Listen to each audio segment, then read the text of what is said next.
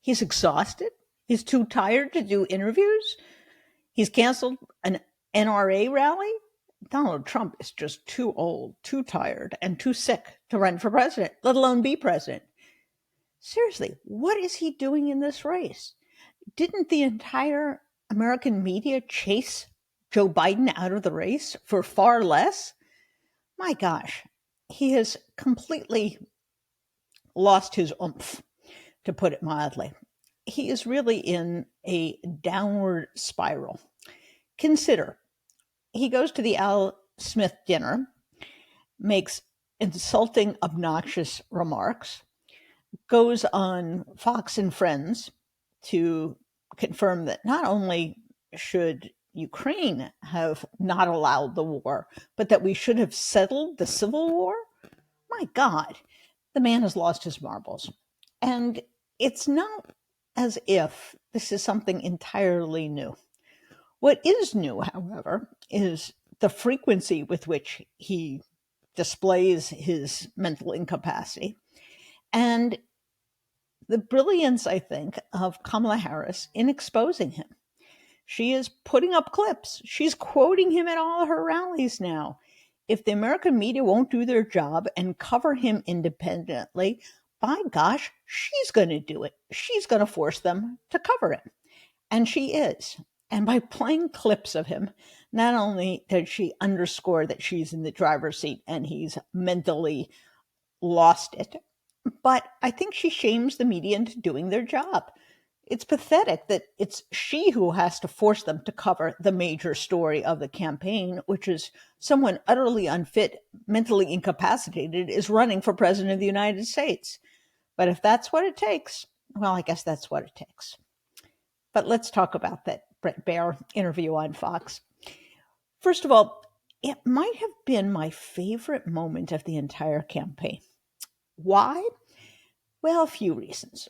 One, the right-wing media have so cocooned themselves and their viewers into this web of non-facts, this parallel universe, that when they collide with reality, it must shake them to the core.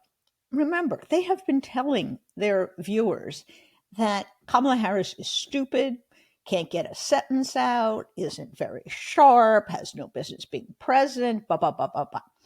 She shows up, and not only does she take command of that interview, not allow Bret Baier to run circles around her, but she catches him in the act of running a misleading clip, calls him on it, and injects enough facts that anyone who is listening to that, who is a normal Fox viewer, might be saying, well, what is she talking about? I never heard that before. I never heard she had a housing plan. I never heard that Donald Trump sunk the immigration bill. You have to appreciate how utterly ignorant these people are because they live in a cocoon of lies. Fox has been lying to them. The right-wing media lies to them. Their own politicians lie to them. So when they collide with reality, boom, I'm sure it's a little bit disconcerting. Now, Bret Baier did apologize after the fact for showing the wrong clip of Donald Trump. You know, he could have done that during the interview. You see it all the time. A host will run a clip and then realize, oh, we have the wrong clip there. Let's see if we can get the right one. He didn't do that. He plowed ahead, and she would not let him in that interview. She said, that is not what we have been seeing. That is not what we're talking about. And she really made her point that this guy is considering using the American military against other Americans who he considers to be the enemy within. And now she repeats that over and over again at her own rallies. So if people weren't aware of what he was up to, they sure are now. But we've also seen something else over the last couple of weeks, and that is the mainstream media does a really poor job of covering the campaign and interviewing the candidates. Now, Donald Trump doesn't let them do any interviews, doesn't give them any access. But look how much more effective alternate media outlets and ordinary Americans are in extracting information from candidates. That Univision town hall was startling. You had a gentleman who asked, well, I really don't think I can vote for you because of January 6th. Can you tell me something that would convince me otherwise? And of course, he did nothing of the type and convinced that gentleman that no, he shouldn't vote for him. A direct, hard to evade question in which Donald reveals who he is. And it happened again on the Second Amendment when a parent said, what do you say to parents who don't want their kids killed? Donald Trump replies, well, we have to have guns for entertainment and sport.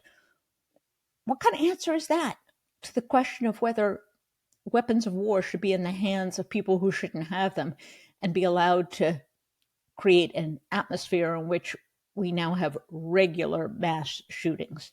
But Donald Trump doesn't have any kind of mental awareness. He doesn't have any emotional intelligence. He doesn't know what the right answer would be to get people to like him. And so he's exposed when ordinary people ask questions. And what about those interviews that Kamala Harris has been doing? The average person would learn a lot more from a Howard Stern interview, from a Call Her Daddy interview, from an Oprah town hall, than from a usual mainstream media interview. Why? Because the mainstream media doesn't cover substance. What they want to cover is, well, here's the latest thing that Donald Trump said about you. What do you say about that? Or tell me how you disagree with President Biden. Or why do you think people aren't flocking to your campaign? Or why is it that some black men don't want to vote for you? These are not questions that are designed to inform the viewers. They are designed to provoke controversy. They're designed for other political insiders. And so the average person doesn't learn anything from them. They don't get what they need to be informed citizens. If you go on an alternative show where they're not interested in that kind of stuff, and they ask, what is your view on X? What do you think about Y? You'll actually learn something from these candidates.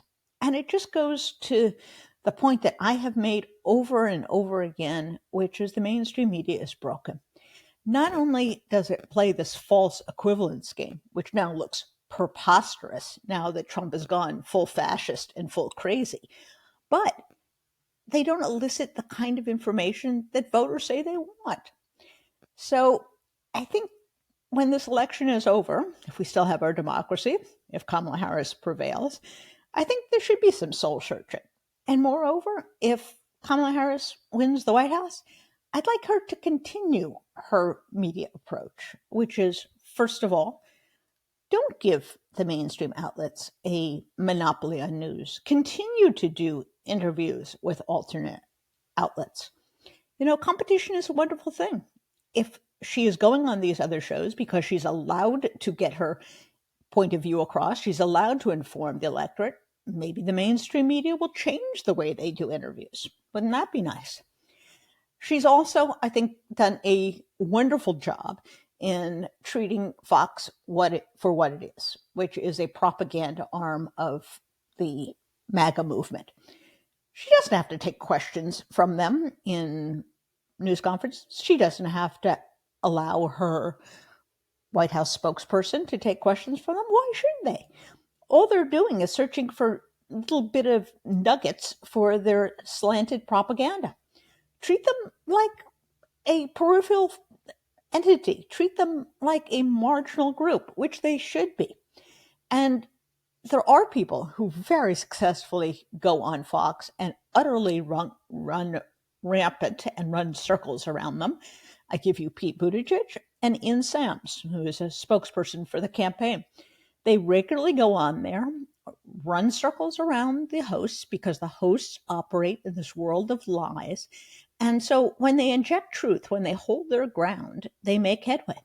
So in addition to opening up the media, I heartily suggest that if she does become president, that she continue her treatment of Fox, which is a way of minimizing their importance and also injecting some truth into their otherwise closed system.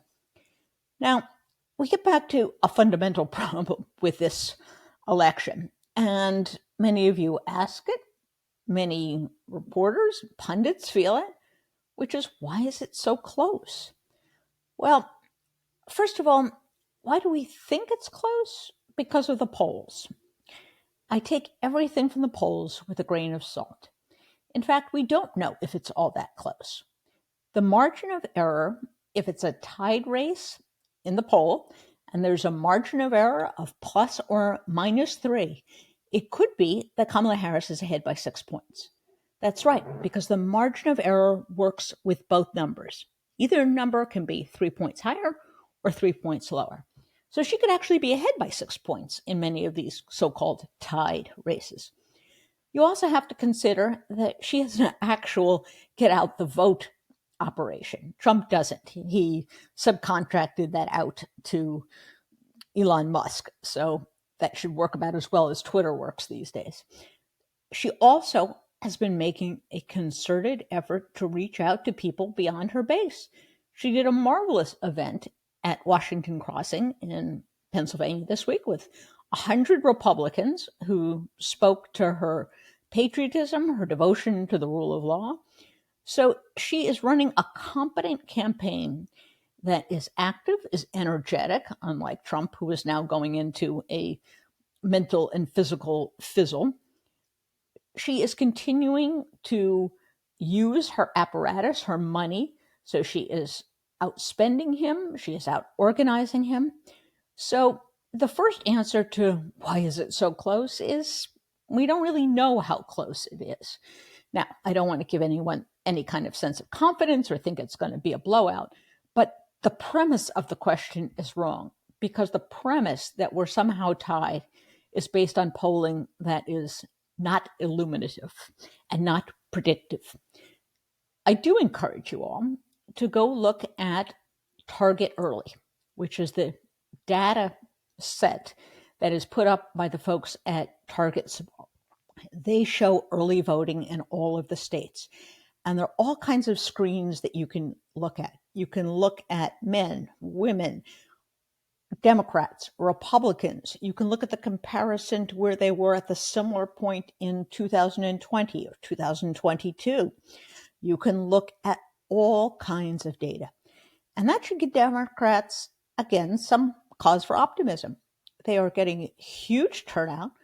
Republicans said they were going to turn out more people in early voting. There's not really all that much evidence they are. And in many states, swing states, Democrats so far are outperforming their margins from 2020. Doesn't mean they're going to win those states. It means that there's additional information out there that the polls may not be reflecting what's going on. But even if it's a 6-point race, even if it's a 10-point race, I understand your frustration. Why are millions of Americans voting for this lunatic? And I think the answer is twofold. One, some of them are caught in this media bubble, and that's all they hear, that's all they listen to, so that's all they believe. Secondly, there is a segment of self-interested rich people who simply want tax cuts and they want business deregulation, and they're willing to sell their country and democracy down the drain. This always happens with a fascist movement. Big business, industrialists try to cut their deal. And then there are those people, I think, who like Trump, not in spite of what he does, but because he wants to remake America into an authoritarian, white Christian country. Sadly, that's the view of tens of millions of Americans. It doesn't mean they're a majority, but it means there's a significant segment of them. What do you do about it? Well, you can hope to educate them. You can hope to use some social and political outreach. But ultimately, you have to outvote them. I can't stress this enough. You have to outvote them. And given the fact that Donald Trump has already launched a full-on legal assault on the election, votes aren't even counted, but he's already filed almost 200 lawsuits. You have to make the margin big enough so it's not even close. And the truth of the matter is, in terms of the hardcore people, the people who keep saying that the 2020 election was rigged, that Donald Trump really won, it's only about 35% of the American public in general. Now, they overwhelmingly dominate the Republican Party, but it means that the rest of us can outvote them. And I come back to that. As disconcerting as it is to see this pathetic, unraveling, mental mess of a human being running for president, he is beatable, and I believe he will be beaten. And it's going to take all of you. So you know what to do. You're supposed to be voting if you have early voting. You're supposed to be registered by now. If you have same-day voting, register and then vote. You're supposed to be telling your friends not to pay attention to the claims of illegal immigrants voting, which is another big lie. You know what to do. You have to be an active citizen. And if you do that, you're going to wake up on November 6th, or maybe the 7th or the 8th when they finally call the race, and you're going to say, whew, we don't have to listen to Donald Trump anymore. Wouldn't that be nice? If you like this program, you like our other programs, click right there. Tell your friends they can get this podcast wherever they get their podcasts. Bye-bye.